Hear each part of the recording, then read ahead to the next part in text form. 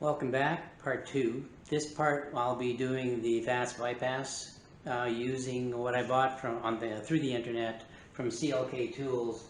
I got a Gator bypass module, and looks like it's good quality build from the initial inspection. Looks like good quality build, not too bad.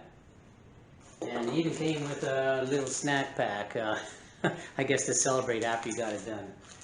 But probably the most important thing is using a GM manual to go through this thing. It's not an easy manual to use because it has you jumping all over the place.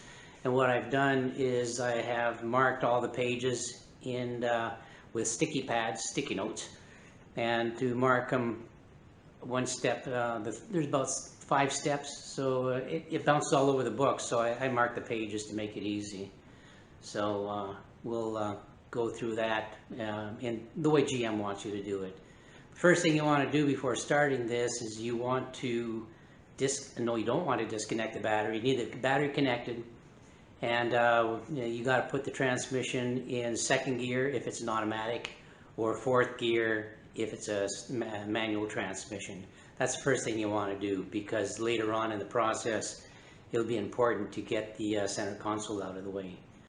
Step 1 is removing the roof storage cover extension panel, which involves taking out 4 screws with a Torx 15. There are 4 small screws, and that cover will come off, so that'll be the first step.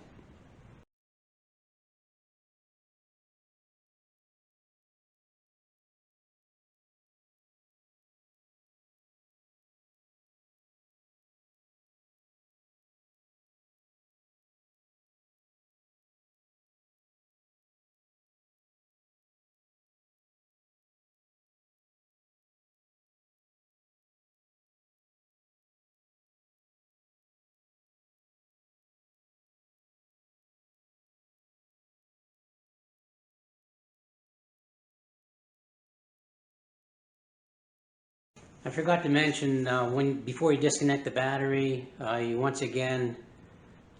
one more thing you probably should do. You should put the driver's seat all the way back, and that'll give you room later on when you're actually getting to the connector and stuff. And if you have a coupe, this first step is bypassed. So this step is done, very easy, 4 screws, it pulls up. Now we go to the center console. Next step is just lift the cover for the center console, and you pull up on this panel to get the traction control switch off of there. Then you just you press the connector latch and disconnect the switch. So that's the next step. Pretty easy. Next, what we'll do is remove the rear part of the console. What you want to do is disconnect the power port, and then pop some covers. At the back there's 2 little covers at the back, so we'll pop those out. You can use a screwdriver. In this case here, they're loose enough I can pull them up with just my finger. And then we've got some nuts there. They're 10 millimeter. And we'll take that off, loosen them up, and there's 2 10 millimeter nuts on the center section. Okay. Get those out of the way.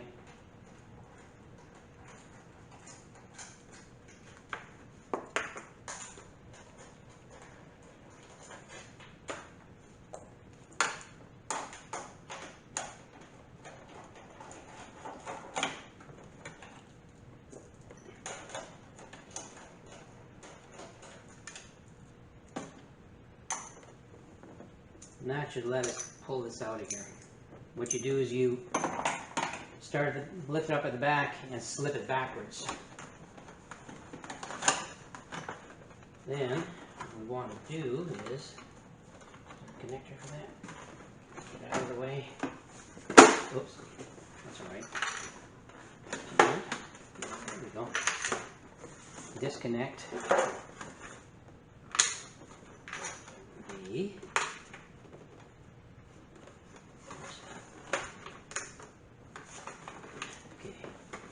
There's another connector in here.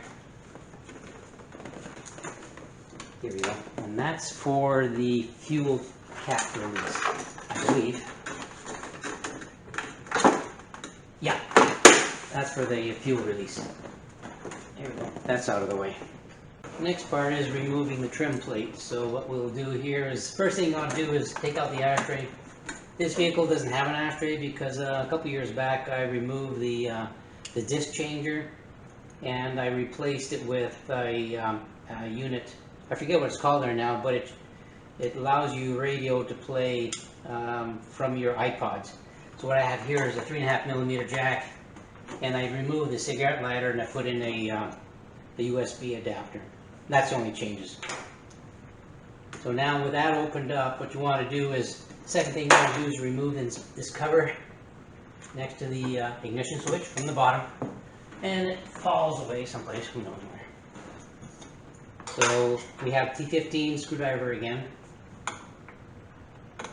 and take out these retaining screws.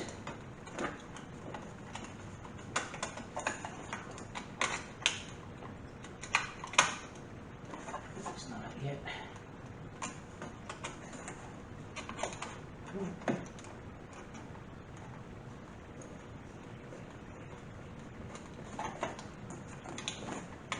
There's one. This here. There's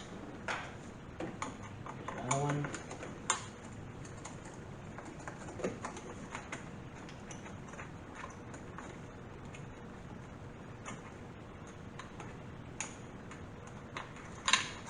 Two. There's one back here.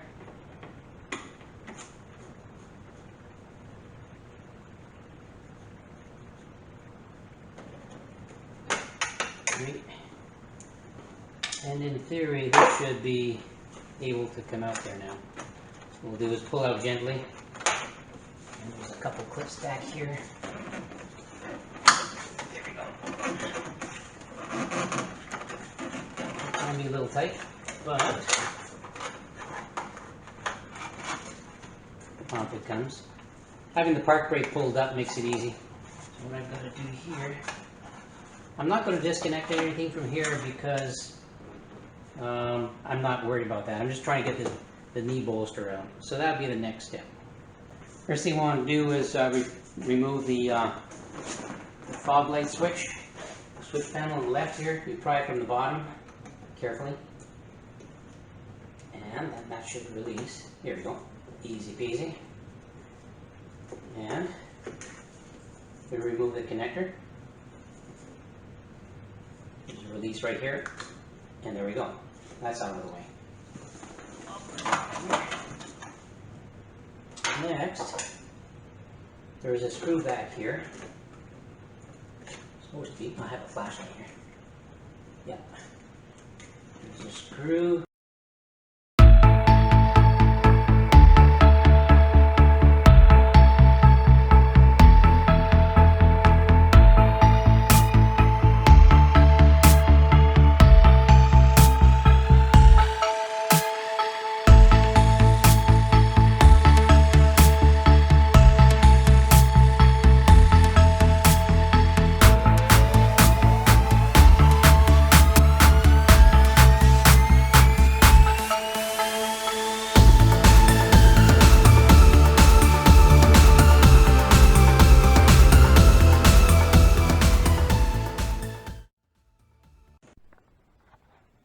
The knee bolster has two metal clips that help hold it on and keep it from rattling. There's one clip here, one clip there, and that requires a little bit of wiggling and jiggling to get it off. And over here is where the inside air temperature sensor sits, right in here. So that's it for the knee bolster. The clip.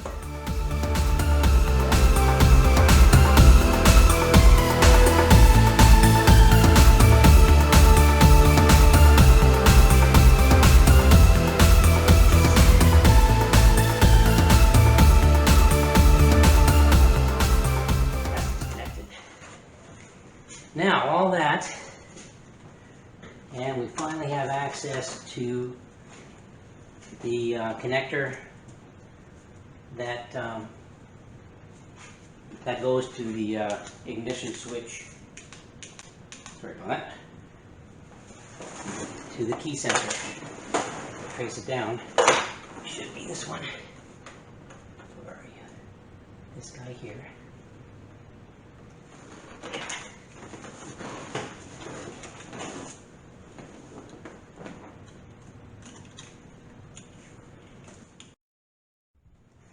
Checking the key resistance with my trusty old fluke meter.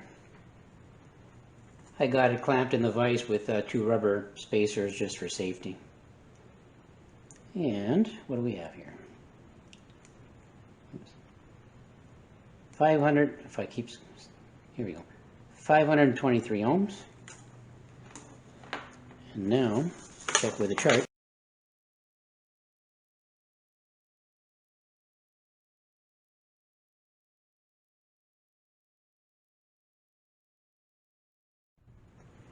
In theory, if I flip up the button on the switch on number 2 on the module, it should give me 523 ohms. Let's try that. Now to check the module. I've got the adapter already connected. I don't want to disconnect it. Oops.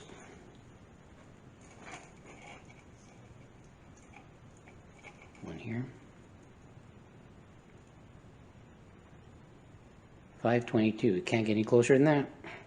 Number 2 is the correct switch to flip. Time to assemble the whole thing and test it out. Now you just mount the cover with the 2 screws provided in the kit.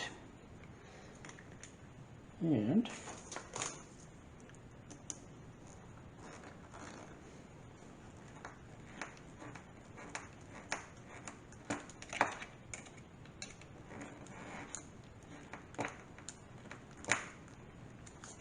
one.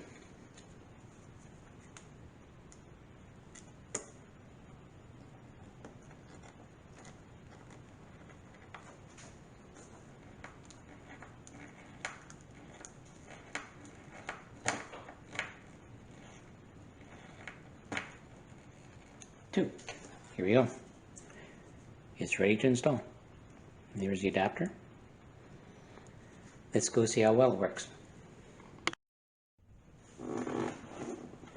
Well, I've got the VATS connector disconnected.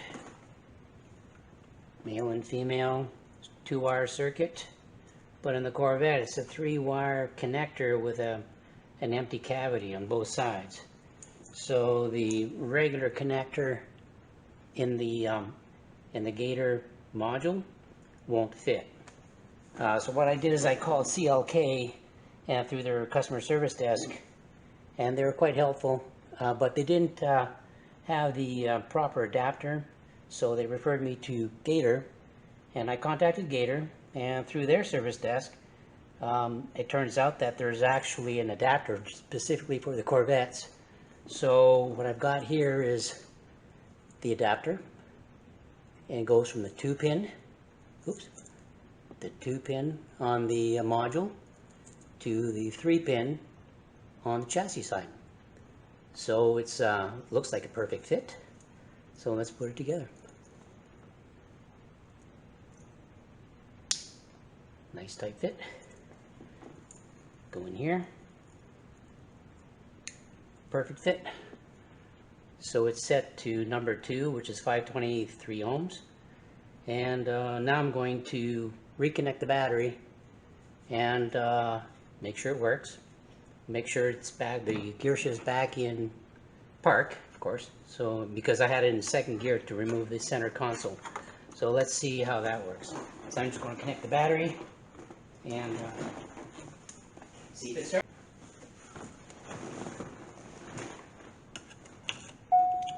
Here it goes.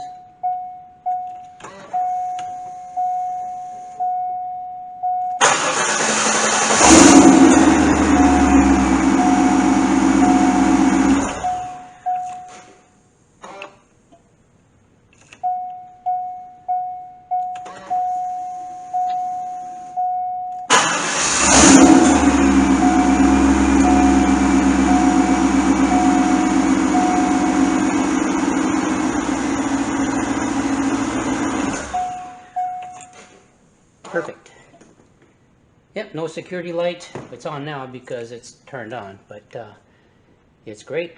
I just have to put it back together. So now I just have to find a good place to mount this and see how it works.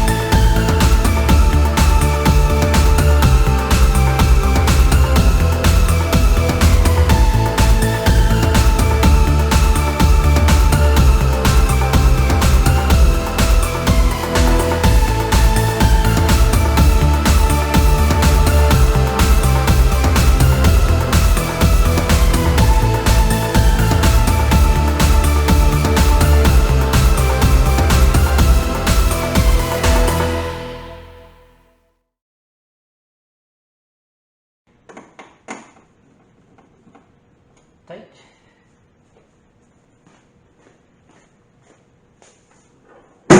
And the job's done.